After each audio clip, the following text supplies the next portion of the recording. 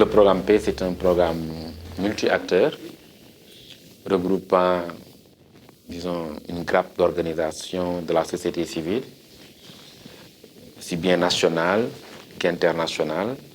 C'est un programme qui a une approche inclusive, une approche incitative surtout. Et c'est rare. On n'est pas venu dire aux députés, vous ne valez rien, etc., etc. On est venu pour contribuer à les valoriser davantage. Les parlementaires ont besoin de formation. Vous savez, nous avons un rôle extrêmement important et le premier rôle, c'est de voter les lois.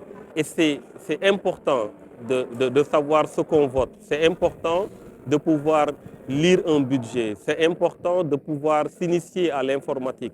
C'est important de pouvoir comprendre certaines notions qui peuvent nous permettre, en toute responsabilité, de décider de voter ou de ne pas voter. Je suis dans le collectif des femmes parlementaires et je sais qu'il faut un accompagnement général de tous les parlementaires, mais en particulier les femmes. Parce qu'il y avait le problème de la langue, mais c'est un peu réglé avec la traduction simultanée aujourd'hui au sein du Parlement. Mais je crois qu'il y a un renforcement qu'il faut faire au niveau des femmes, au niveau des députés en général, mais des femmes en particulier. Beaucoup d'entre nous ne pouvaient pas utiliser un ordinateur. Si on élabore des documents qui sont accessibles par tous les députés, quel que soit leur niveau d'instruction, quelle que soit la langue qu'ils parlent, vraiment là, on a une assemblée où personne n'est laissé en rade en termes d'information ou en termes de possibilités ou de capacités. La particularité, c'est que aussi, c'est un consortium dirigé par une ONG locale, donc où Counterpart est sous-contractant d'une ONG locale.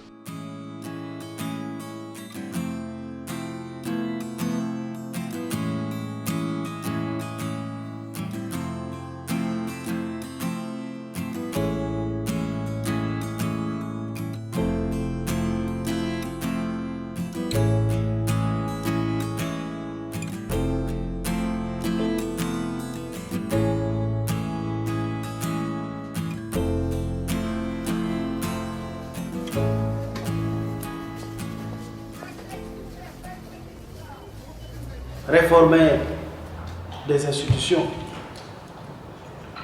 est une chose trop sérieuse pour être abandonnée aux seuls politiques. Il est important que le Sénégal préserve ce qui a fait jusque-là sa spécificité.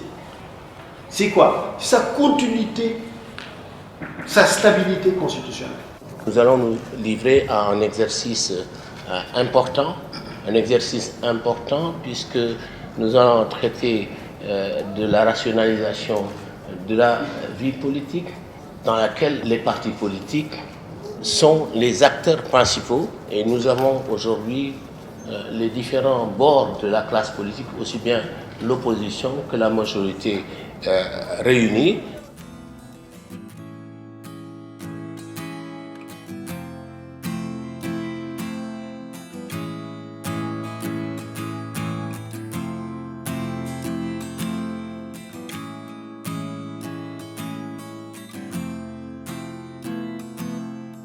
L'idée, c'était que ce sont les acteurs politiques eux-mêmes qui doivent régler les problèmes que posent les acteurs politiques.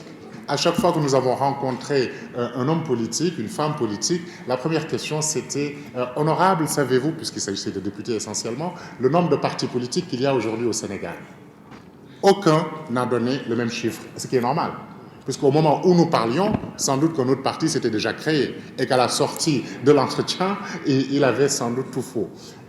Le directeur de cabinet du ministre de l'Intérieur et de la Sécurité publique rappelait qu'il y en avait autour de 230, il vaut mieux dire autour, et qu'avant l'alternance, on était autour d'une quarantaine. Nous avons saisi l'occasion donc pour faire la première rencontre entre la CNRI, la société civile et l'État autour de ces projets de réforme.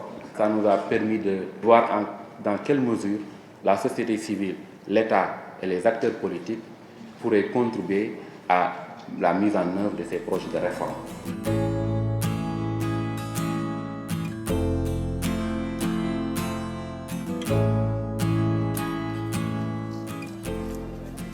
L'autre aspect qui me semble important, c'est l'appui logistique qui est donné à cette Assemblée nationale.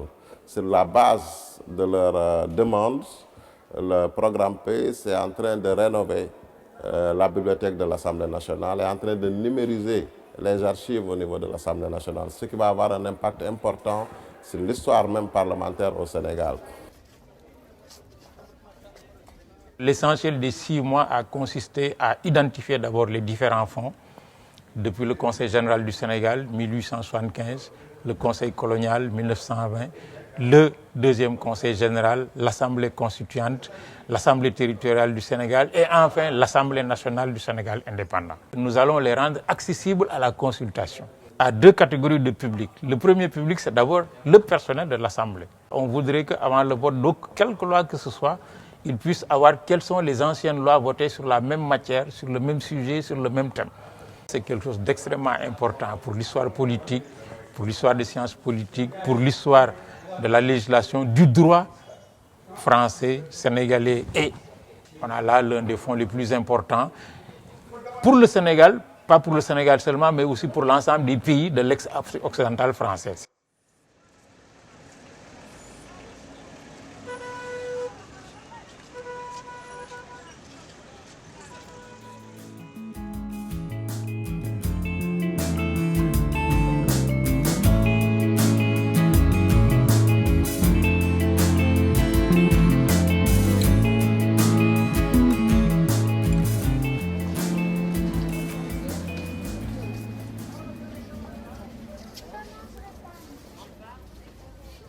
C'est un programme qui a 2 volets.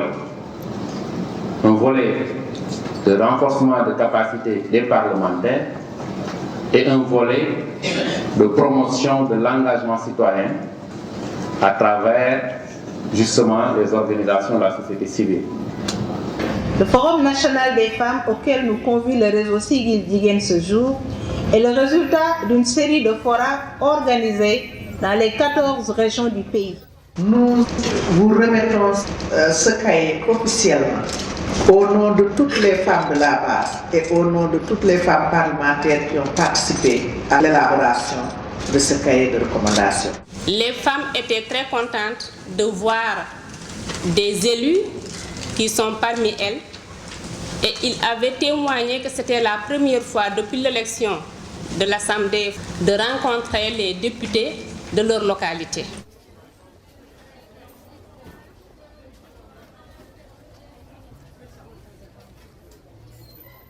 C'était une première expérience pour nous de travailler avec le Parlement à travers nos organes d'exécution. Et nous pensons que c'est une nouvelle dynamique que nous avons lancée qui a été très porteuse. Et l'originalité ici, c'est la participation citoyenne. Parce que pour nous, les dynamiques démocratiques en Afrique ne seront pas qu'institutionnelles. Il va falloir qu'il y ait une dynamique citoyenne. Et de plus en plus, c'est de créer une masse critique de citoyens capables d'interpeller les institutions, capables d'interpeller les décideurs sur les préoccupations des communautés, mais également sur la conduite des politiques publiques.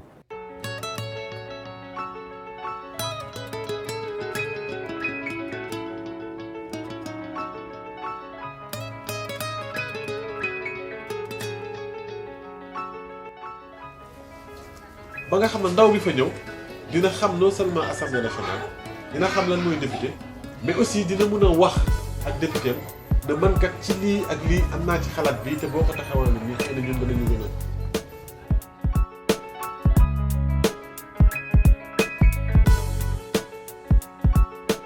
Je pense que permettre nañu d'abord ñu gis suñu député am ba ñen ñi suñuy mandat musuñu leen gis.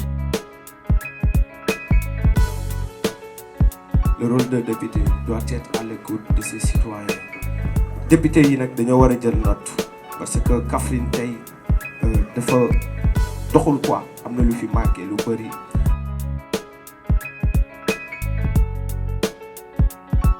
seen liggéey ni ngeen collaboré yéen kat député yëpp yéen a ngi siy boole monsieur le maire ngeen àndandoo pour dëkk bi gën a mën a baax.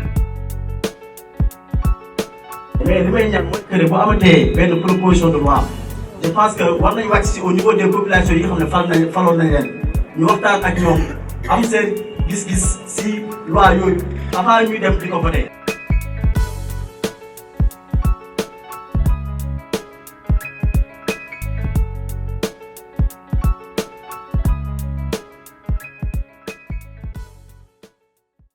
Un mix d'ONG comme ça avec Y'en a marre, Réseau Siggil Jigéen, Counterpart International, Gorée Institute, ONG 3D.